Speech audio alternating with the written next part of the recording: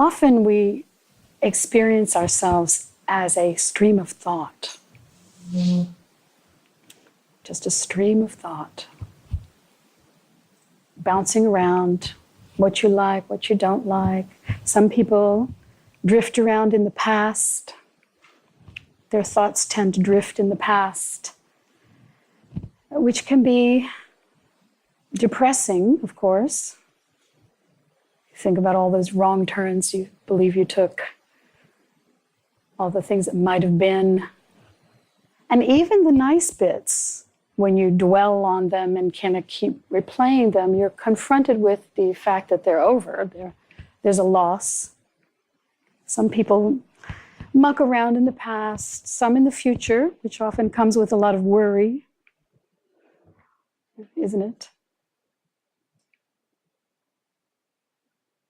And some is just this constant commentary that rolls along. We experience, often in the case, we experience who we are as a stream of thought going on and on and on. But there's another possibility, really, to experience yourself as I said the other week, the brightness of awareness through which all of the phenomena that you're experiencing, including thought, is rolling through. The brightness of awareness, the simplicity of awareness, a kind of luminous quality to your mind. You can experience yourself mostly as that. Now, that's not to say that thought stops. You don't have to in any way get rid of thought, because fortunately, every single thought goes on its own. It dissolves immediately. There's no stopping the dissolution. Every thought leaves immediately. But due to your interest, due to the habit, due to the identification, there can be an invitation for more and more thoughts on given subjects. And this habit can shift. You can become disinterested in all these big thoughts about the past or the future, or even the commentary of how you're doing in the present. Even the commentary of how you're doing. That's another popular subject, by the way. How am I doing? What are they thinking about me? So on a night like this, as I often say, we're just floating in this awareness, this bright, easy awareness. You don't have to go anywhere to find it. You don't have to practice anything to find it. You don't have to have a philosophy. It's already occurring. You just simply relax into it, into the ease of being, into the brightness of your own simple awareness. As I often say, like every other animal, other than the humans, they're just being. They're experiencing, right? You know when your dog likes a particular food. They're experiencing delight. Their tail is wagging, they run to it, right? You say the word walk, what happens when you're around a dog? We're going to go for a walk, right? They're experiencing very clearly. And they're probably not indulging in a lot of commentary about it. So we know it's possible. And we even have had this experience ourselves many, many, many times, all through the day even. Little free samples of the brightness of awareness.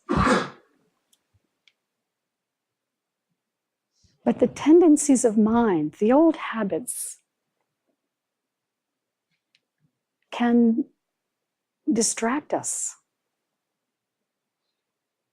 And one can spend your entire life in conceptualization. You can live a conceptualized life, a whole life, just thinking, barely kind of noticing anything else.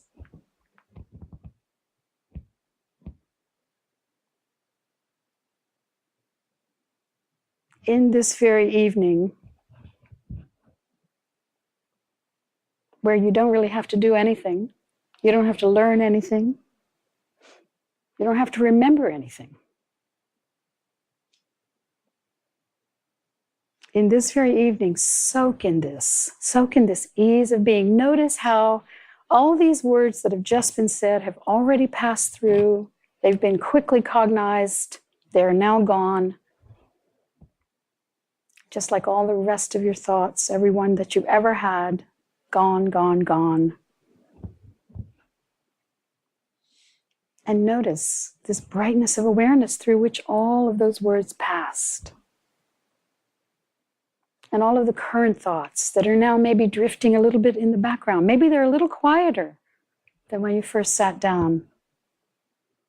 They may still be running, but they're a little bit quieter. Somehow the presence, the experience of being has come to the fore. This is a way of life. This is a possibility of a way of life. Now, sometimes people conflate this ease of being with having no thought whatsoever. They're trying to do a meditation practice, perhaps, whereby they get into no thought. I don't think that's possible. There may be times when the thought is turned way down in volume. That's my suggestion. But you don't have to stop thought. That would be a battle with your own self.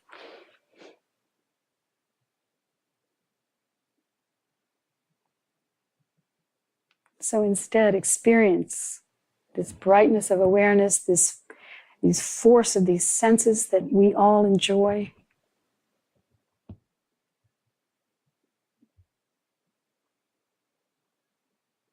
And be as awake animals, awake to your own self, awake to your actual lived experience rather than your conceptualized experience, your real experience.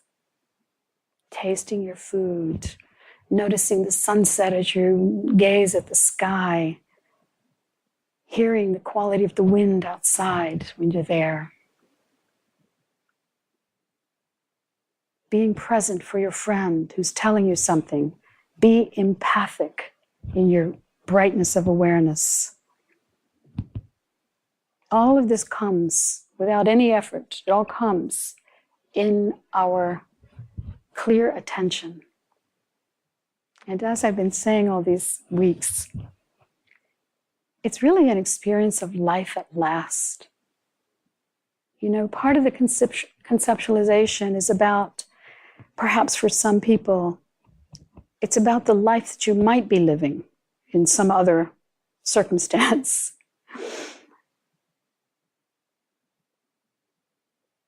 But in this experience, you feel that you're living your life at last. You're so happy for this life that you're living.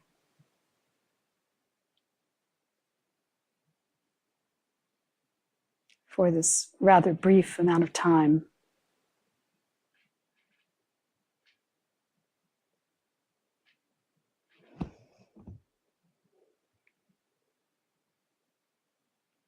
Okay. If anyone has any questions, anything you'd like to discuss on these matters, please feel free.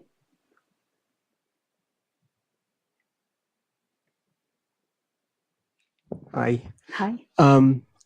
Just reading a review of a book called The Psychopath Within. It's by a neuroscientist. Yeah, Studied I know of it. Okay. Mm-hmm.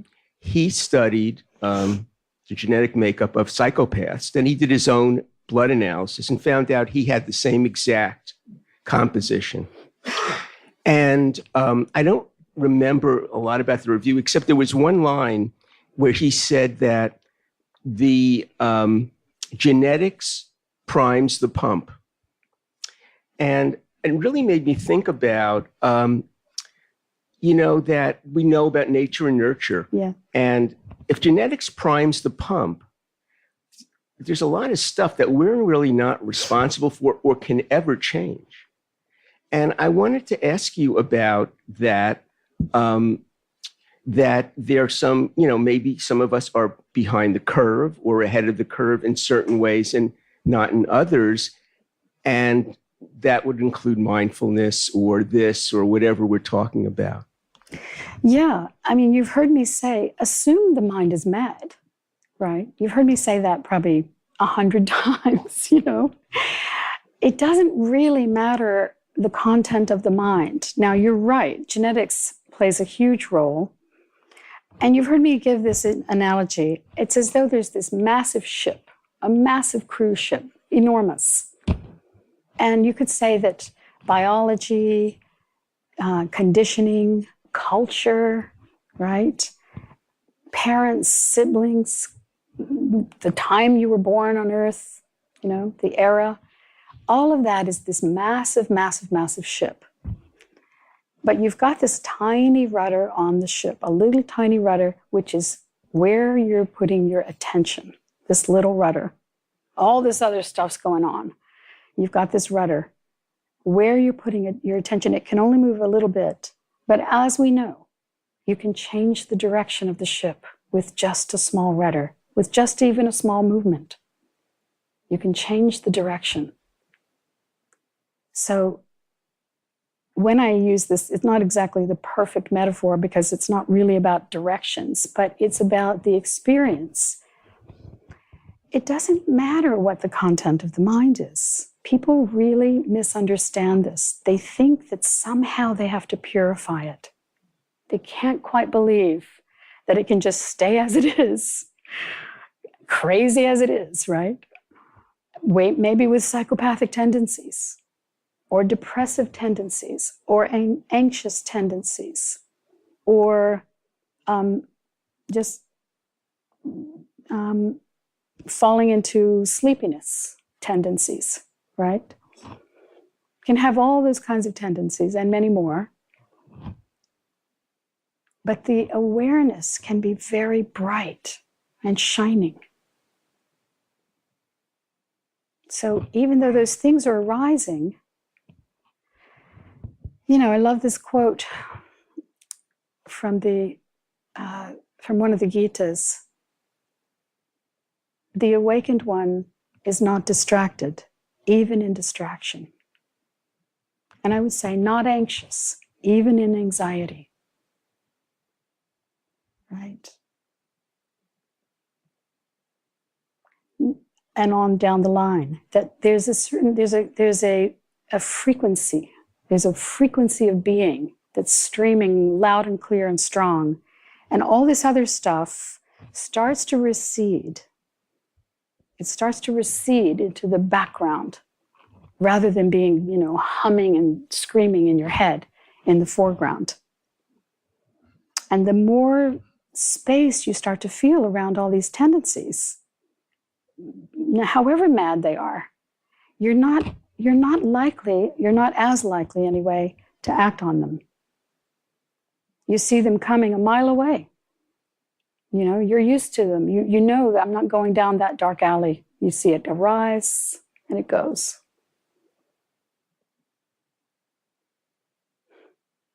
And you start to rely on that to guide you. You start to rely on that because it comes with great intelligence, great wisdom intelligence.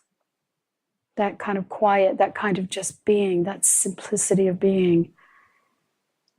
You start to rely on that to respond as needed, to let go as needed, to ignore some of the stuff that's coming up as is appropriate.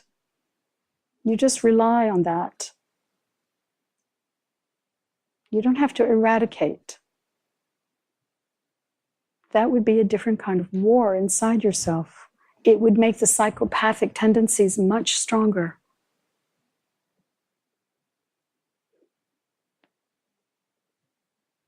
I have been practicing maybe too many things, but I'm wondering if they're all leading to the same experience that I'm looking for. One is sending love to people and to everything. And I mostly started doing that years ago to deal with people. Yes, you told me, yeah. Yeah, and deal with myself in terms of not having friction with other people and realizing that they are where they're supposed to be and such in this moment and all that kind of stuff. Practicing non-judgment. Then I've also, since I've come to see you and hear you speak about being and awareness, I've been practicing being and paying attention to the brightness of my awareness. And oftentimes when I know you were just saying you don't have to, it's there already, you don't have to work for it, but when I'm focusing on my awareness, I'm almost too aware in the sense that I'm hearing everything around me and I'm not actually doing anything. I'm just hearing all of it and seeing everything. And then I'll interact with a person who's obnoxious or loud or whatever it is. And then I have to shift into sending love to this person over this way. Like I'm probably trying too hard, but yeah, that's my sense. am I all trying? But I feel like I'm trying to have this sense of peace and Yes, calm and where I'm not judging all of the experiences and all of the commentary. And I feel like I'm probably trying to arrive at the place that being awareness and sending love are all going to get me anyway. Or well, it's nearer than you think. It's you don't really need much any extra practice with it. It's actually a recognition right here, right now. So simple, really. That part is the one you really need to let in, if you can. Just so simple, right? Just it is. I'm trying to label it and complicate it. Yeah, the mind wants to do that. It wants to get a does. grip on it because it thinks if I can just get it conceptualized correctly, then I can revisit it a lot. Yeah, it's not a thing. I'll get the hook kind of, and it's not about revisiting it conceptually. It's revisiting it experientially right now. Very simple. You are being. You don't have to practice it. Okay. You've been being your whole life. Yeah. Right? It's just that you were thinking about other things. My suggestion is to just now notice the fullness of this, the fullness, the brightness of awareness, how easy it is to experience your own senses so that you're really showing up for your precious life, which is zooming by. Yeah. And you get to actually experience your life. I've been doing that. I've been doing that recently. Good. Yes. And there's nothing much to it. I mean, that's what's the joke about this entire thing, the whole spiritual search. That's the joke. There's nothing much to it, but there's something interesting about, and I touched on it last week. There's some way in which the complicated mind has to get worn out before it can just finally rest and give up. Yeah. Like cry uncle and just say, okay, I'm just going to experience this in a simple way. Yeah. Right? That's beautiful. Thank you. You're welcome. I appreciate it.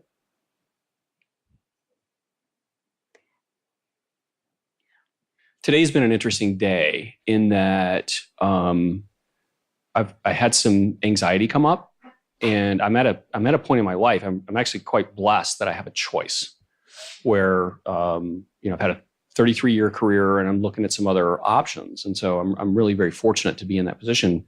However, today I had this kind of wave of anxiety come over me, and the good news is I was able to watch it happen. I think where I could use some help is what to do with it. So, I mean, instead of being sucked into it and playing the movie over and over again, I saw it and I felt it and I was with it. but now what? I mean, am I overthinking it? Maybe I'm just trying to do too much with it and trying to analyze it. I don't know, but Is it here now? This anxiety? Yeah, it's taper. I mean, it's down. It's not at its peak, but all right. There was a point today where I'm like, oh, it's fear. Fear was setting in. Yes. And fear arises in we humans, and some have more than others. Not a problem. It arises. We can expect it, right? It comes and goes. It may arise again. It comes and goes in this brightness of being. So the answer always is experience the brightness of ease of your being, the brightness of your awareness, and don't be bothered by the phenomena, right? It doesn't matter what the phenomena is. We'll be hearing all evening various forms of the phenomena. They're all equally empty, all equally dissolving, right? They all are. It all goes. And meanwhile, right, don't miss the main show. So not a worry. I experience anxiety. This your first night here?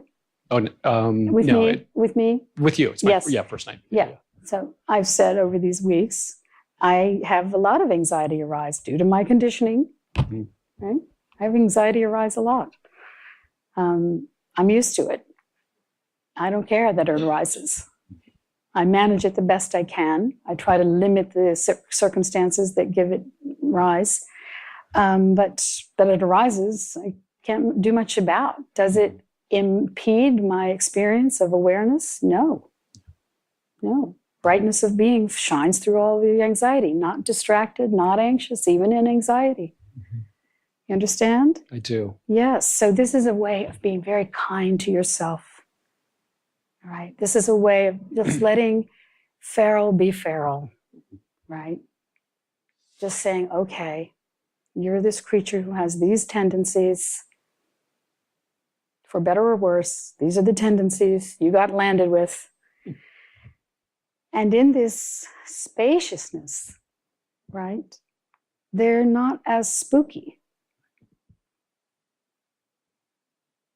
And you don't have a big program to annihilate them, which will just cause more anxiety. Absolutely.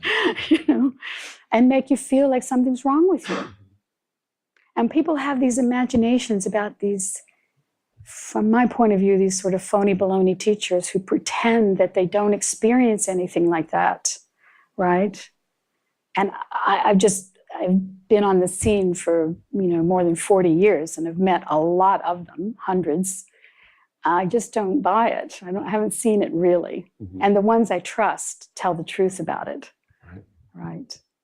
So unfortunately, a lot of people buy into some idea of people who are experiencing constant bliss and peace and only sweet thoughts, if any, and it's a lot of people pretend to that, and they talk about being enlightened.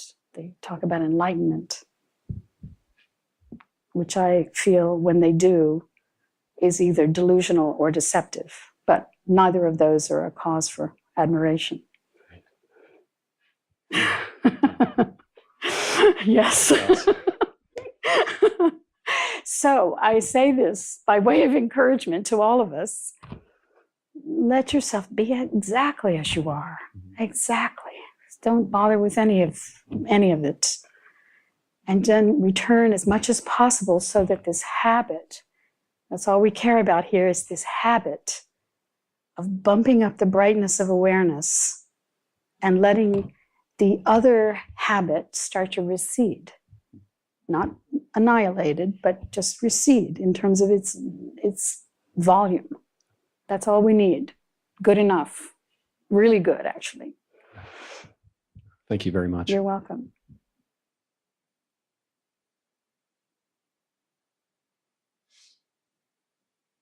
Quick question. Hi. How do you pop Ali. into reality?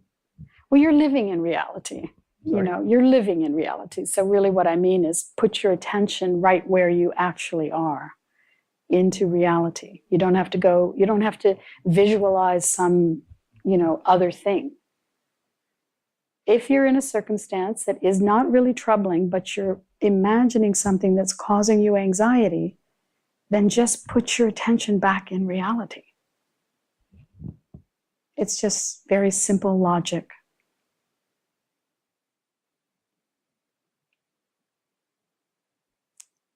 It's like Nisargadatta says, another one of my favorite quotes.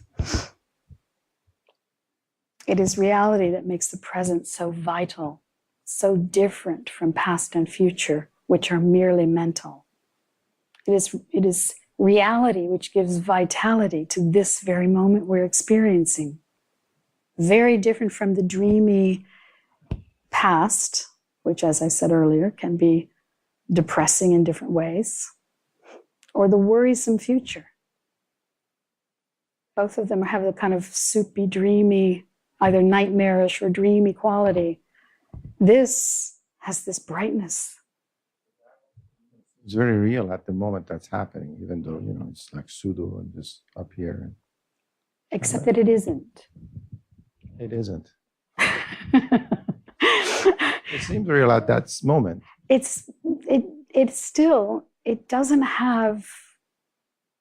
doesn't really have reality.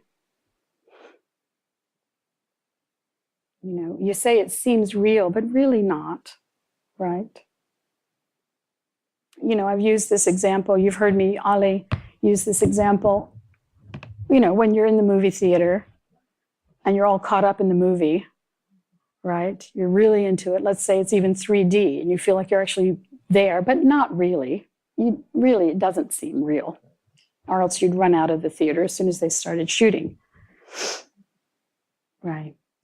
So these dreamy, imaginary stories and thoughts that people live in their minds, that give them, as I was saying, that's their experience of their life, is their stream of thought. That's what they're experiencing as who and what they are. And it's a misplaced attention. How about the brightness of being? Can you just expand on that one just a tiny bit? Like, what do you mean by it? Well, let me point you to it, right? That have you not had many moments, thousands of moments, many hundreds of thousands of moments where you're just there, immersed with, yes? Yes. That's what I mean. And with the habit of, in a sense, choosing that, you can say it different ways, but you can have a light intention to live as that. It's a kind of choice, a light choice, not heavy. But with that choice comes an increase in the habit. And with the increase in the habit, the attention rolls back there more frequently. It becomes more the default position, becomes more what you kind of wake up into, kind of go to sleep in, and are in a lot of the day. It doesn't have to be every single moment, right? We don't need that. It can just be a lot. That's fine.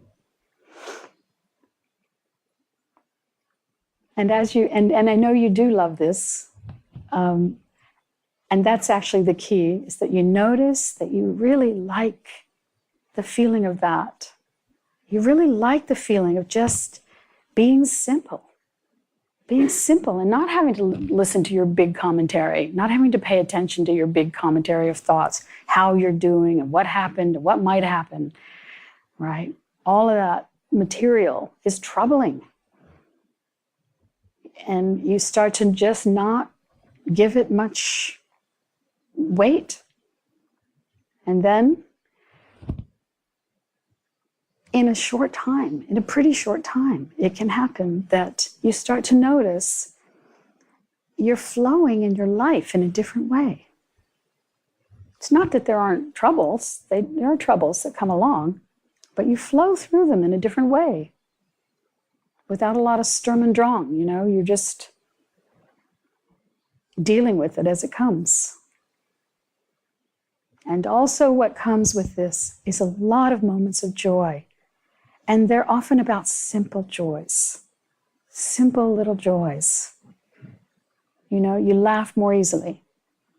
You are delighted by ordinary things. You don't have to have the big, the big fantasy. People often live in their lives with a fantasy that represents the life they're waiting for, right? And so they denigrate the life they're in.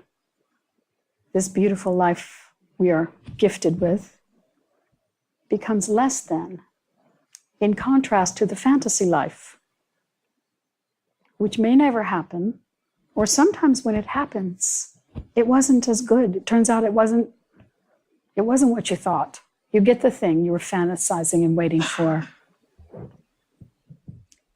Like Leonard Cohen says, waiting for the miracle to come.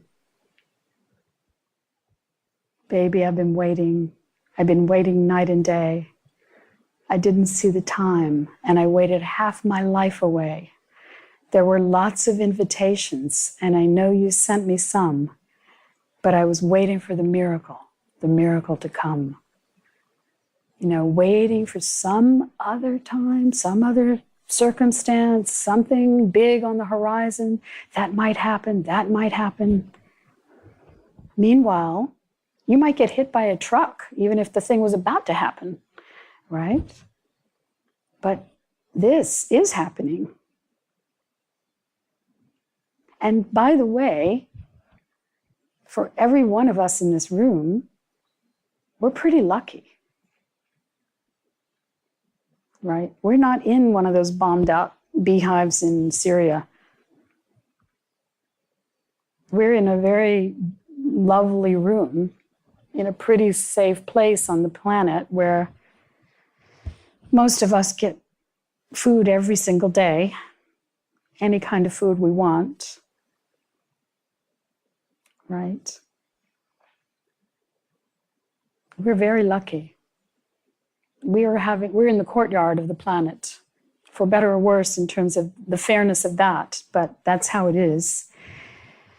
And yet even we, as we know, everyone in this room knows that we can dream up a lot of trouble, even in the courtyard, unnecessary trouble.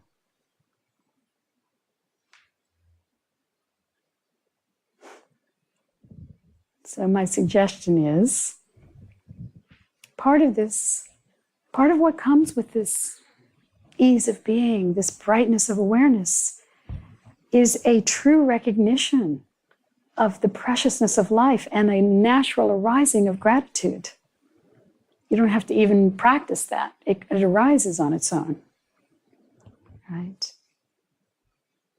You feel a lot more, like I said, simple delight.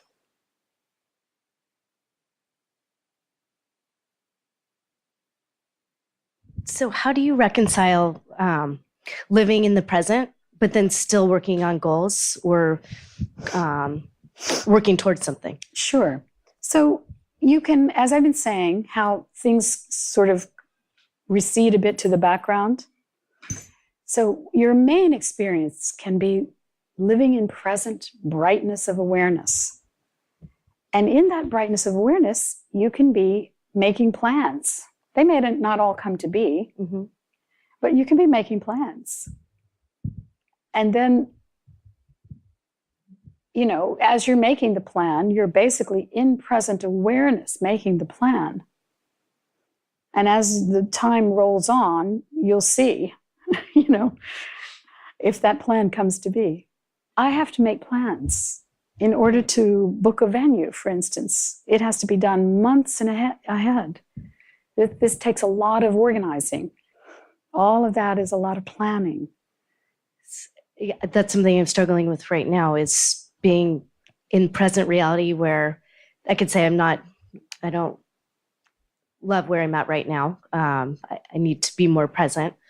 Let's do that right now, since you said right now. Let's be right now Is there anything impeding you right now from experiencing this moment that we're sharing?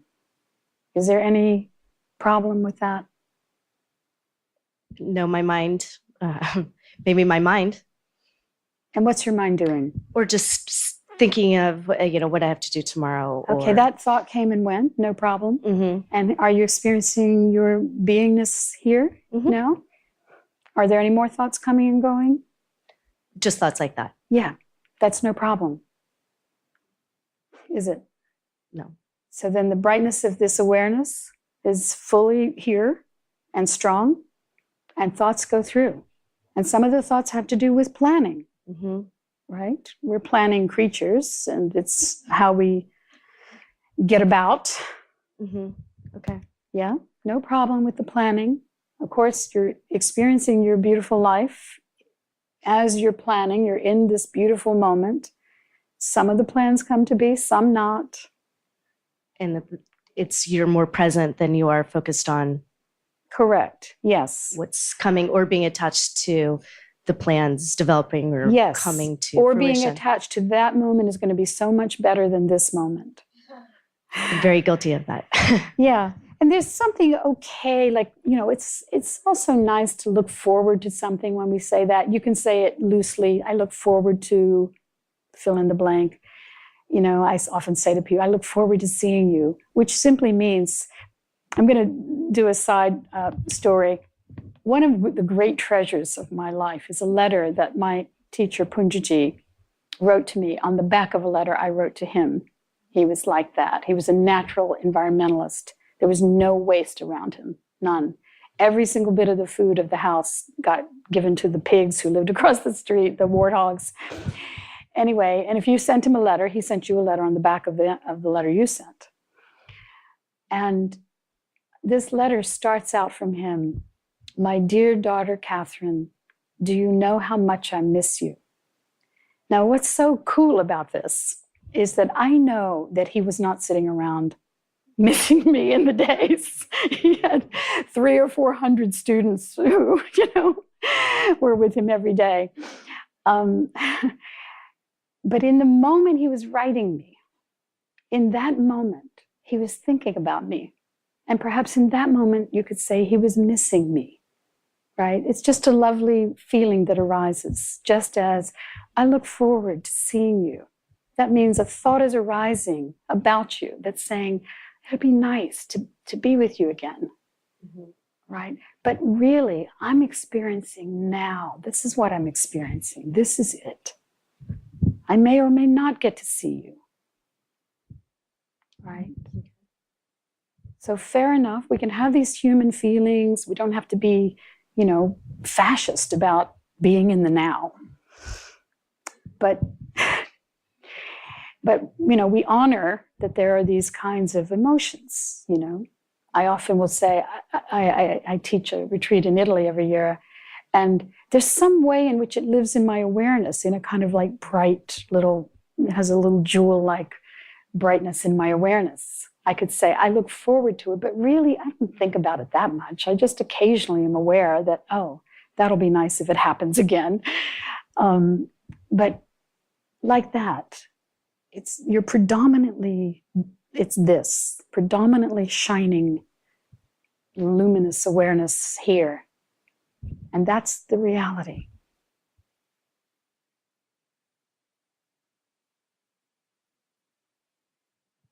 I'm just wondering if you have any tips for when you're with someone who is really struggling with a lot of regret or a lot of experiences of the past or fantasy projection of the future, they're just not really able to cut through all that fog. Do you have any tips for how you can help somebody to cut through that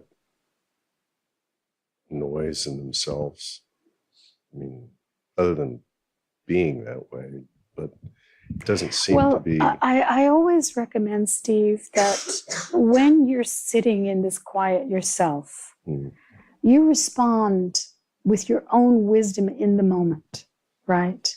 Your spontaneous You have a reliance on your own spontaneous response. Sure. You don't need to have a prescription, a preconceived plan. So sometimes what I do, sometimes I listen intently, and I might say, that's hard. I'll listen with as much empathy as I can feel. I'll imagine how that is for them, and I'll really go there.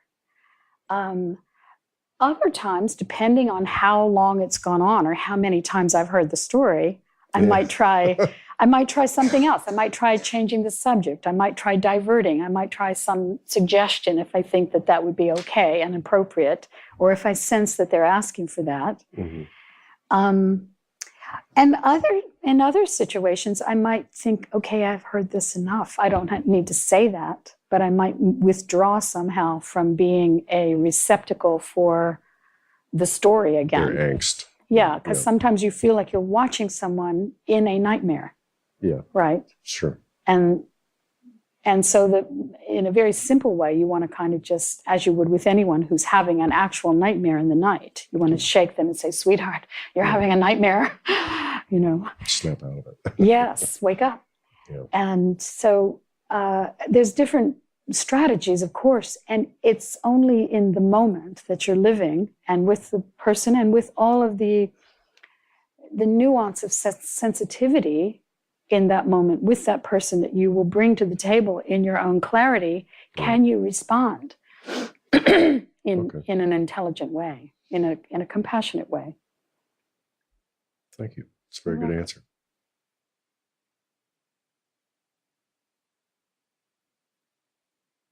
I worked at the Conscious Life Expo over the weekend, and been very blessed in the last few years and had a lot of good opportunities come up, and have really good news today.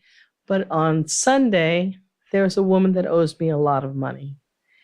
And she happened to embarrass me a few years ago, and I have since forgiven her and don't see her at all. Usually I hardly ever run into her anymore.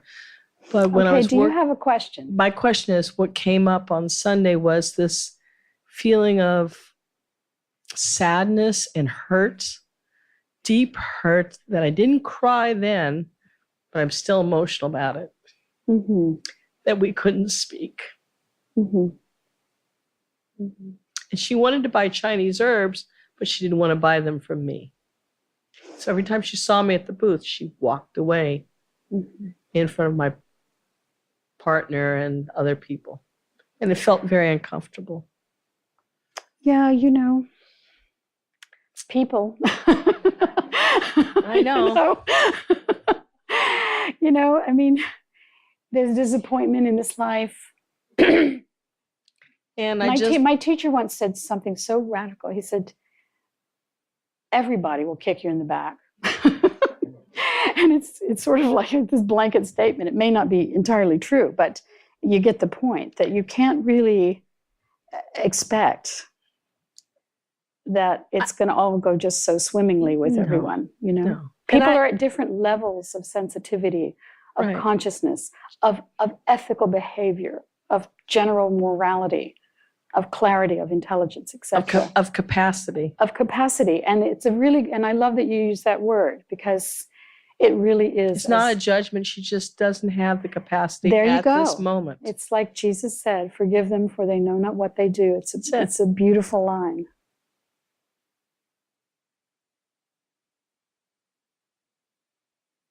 I love what you said about life at last. I really love that. A lot of my anxiety came in with just like vanished. Poof, magic. But some is still here, some fury.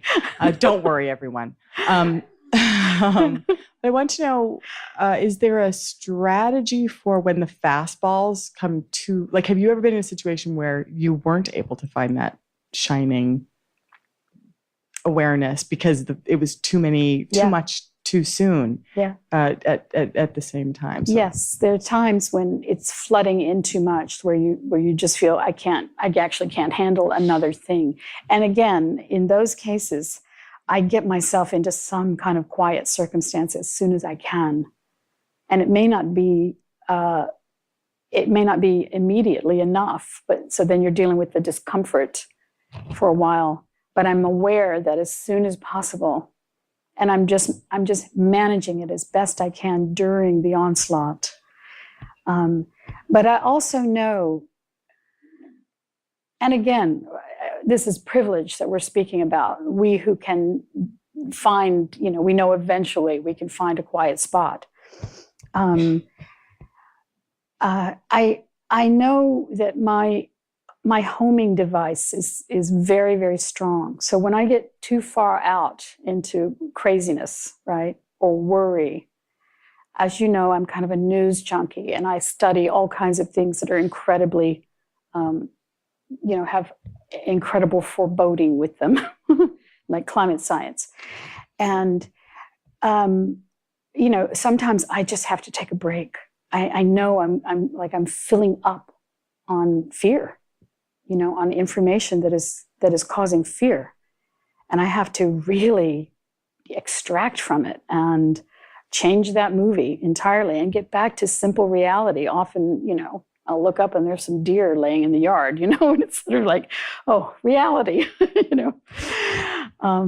So you just manage it the best you can. What I don't recommend is just to let it roll on and become chronic, like a way of life, which many people do. Many people live in high stress lives with no interruption.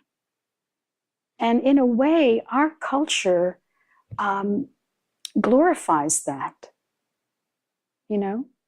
People who are living at high speed, high stress, 100 balls in the air. Productivity is the value that gets rewarded as status. It's all backward. It's really backward. I can imagine unplugging and having a stubborn commitment to this where you take zero action also. So how do you reconcile that? Where you just plop mango tree, not moving. The discomfort of lolling about in zero after a point, unless that's really your nature and you have the means to be able to do that, the discomfort of that starts to become intense. You start to feel, that it's tipped off to the side of just too low energy. Right? I wish there was some kind of iconography where you could just like a Jesus, and you can just grab onto that thing and carry it in your pocket and always have that homing device. It's frustrating that it feels like it's circumstantial. Well, the homing device I'm speaking about is not circumstantial. It's your own, Dharma bell that rings in you. It's your own calling. It's your own homesickness. It's your own, your own sense of resting where it is true and clear. I do have a sense that I think I'm in that fastball time. And so the habit is more trying to swing instead of to sit with that idea. Yes. So, thank you. And to know that, that it's not far away, that you have to go. Mm-hmm. It just probably is going to require a bit more spaciousness in your life, tuning to quiet. Even sometimes it requires an intervention whereby you give yourself every day that you're going to go sit by water for an hour and just look at the water or look at the sky. Mm-hmm. That kind of intervention, which can break a certain habit of neurotic patterning. Yeah. That's a great idea. I love it. Thanks. Yes. Okay, honey. Great to see you. Great to see you.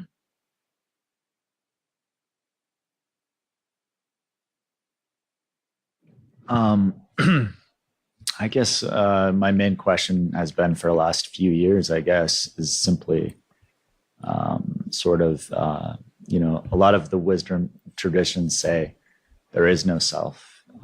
Sort of, it's an illusion. So,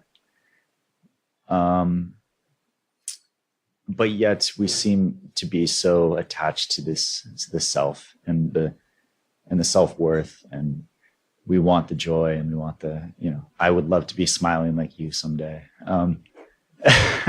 So I guess the question is, how do we reconcile this desire for the self to be happy if there is no self? The whole no self story, I just am not that interested in. Okay. I tried it on for 20 years in Buddhism, and I really never really it didn't land anywhere. So, we're here, right? There's this expression.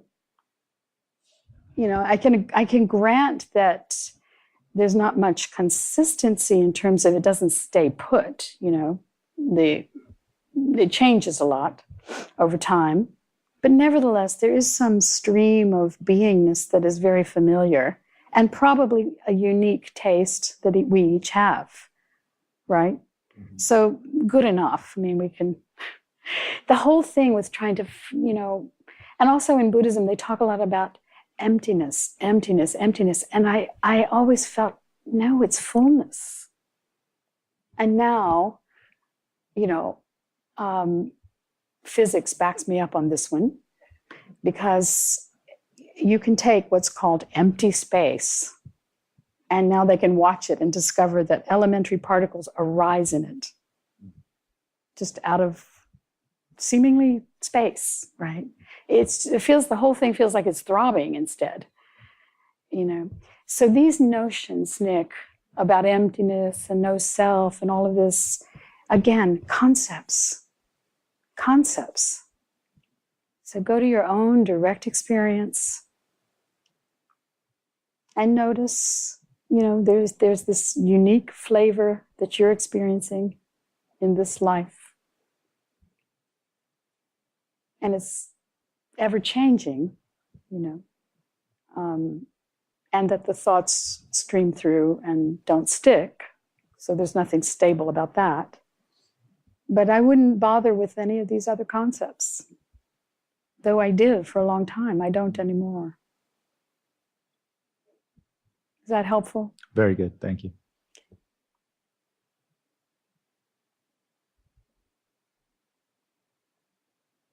Well, first, just to say, it's been a long time since I've seen you, and I've been in this circle, and it just feels so magnificent to share in the group field that is created here. I haven't had a question for 20 years. I mean, since the first time I saw you, and then I had to invent it. And I think the question was, is there a cure for half-heartedness? Do you remember what you said? No, what did I say? Suffering. I like that. It certainly stuck with me all these years. Yeah. I just would make my daughter just turned 30 this year, and she's had a really rough time in the last couple of years. Her best friend was hit by a car and killed, and her mother tried to commit suicide and did herself a lot of damage, and then most recently her marriage broke up. So she's had the trifecta of reality bearing down. And it was such a time of incredible worry. I couldn't let go of it. I couldn't find any space at all. But somehow, it's just, it's a tribute to how it's not how much time it takes for it to leave, but just knowing that it will leave. Yes, good. Yes, very good. And in this moment, suddenly, things are relatively the same, but she's starting to find herself again and want to be here and, want to have her life. And as her father, I'm kind of I'm feeling the same because I'm so completely attached to her. Yes. I admit it. Sure. attached. Sure, of course. Of course you are. You're a parent. Of course. Um, Yeah, you know that line, it's usually referred to as a mother, but yeah, a parent can only be as happy as their least happy child. You know. a parent understands what that means. Yes. Anyway, this is just a roundabout way of wanting to touch on that point that you made earlier about how sometimes it takes just a total exhaustion of the heart before you're willing to go, okay, you know, here is the space I'm in. Right. Exactly. Yeah. Open. Yeah. And I've been feeling that lately, and it feels kind of incongruous to all the trouble. Yeah, and all the generations of mind that came with it. Yeah. Yeah. Good. Very good.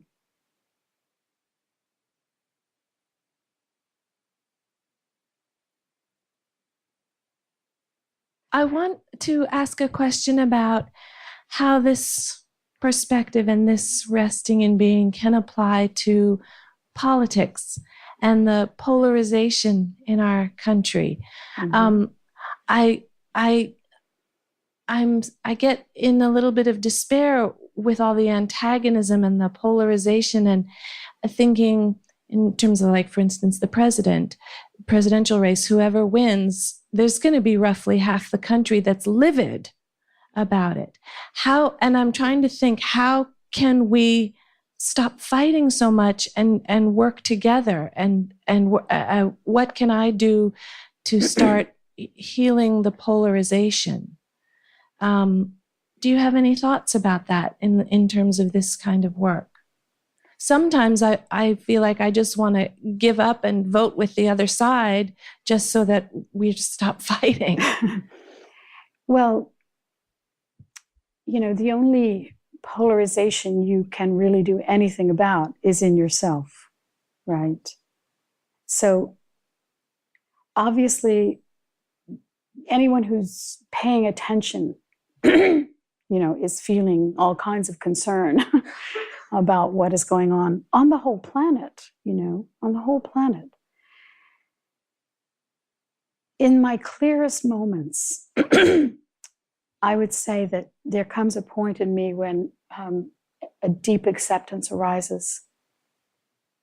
And that's not apathy. It's not that I won't keep, you know, making a stand for the greater good. But there's also a part of me that knows it's going to play out, you know, with the best of intentions, no matter how much we do, it's going to play out as it does. These are huge forces now rolling on.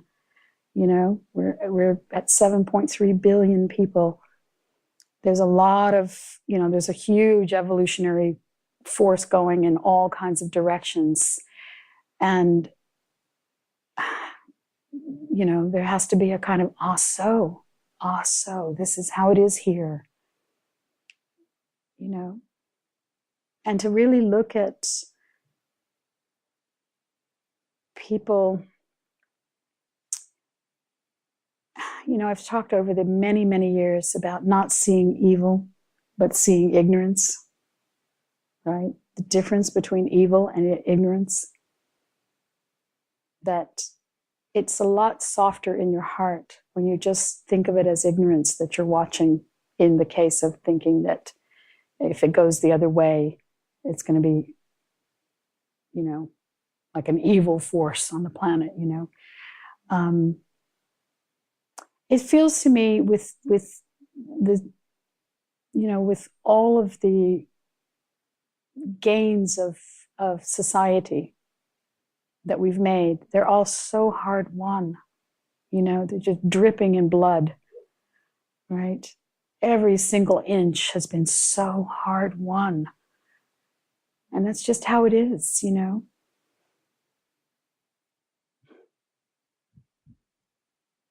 Thanks. Yeah. Wow. Yeah. Yeah. I mean, I feel in my own case that whatever, you know, whatever degree of clarity that I've come to, it's been hard won.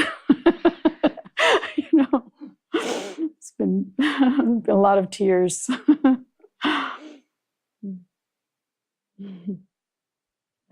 really beautiful and so helpful. Good. Fascinating. It's so simple and yet so profoundly helpful. Oh, good. Thank you. Good, Jana.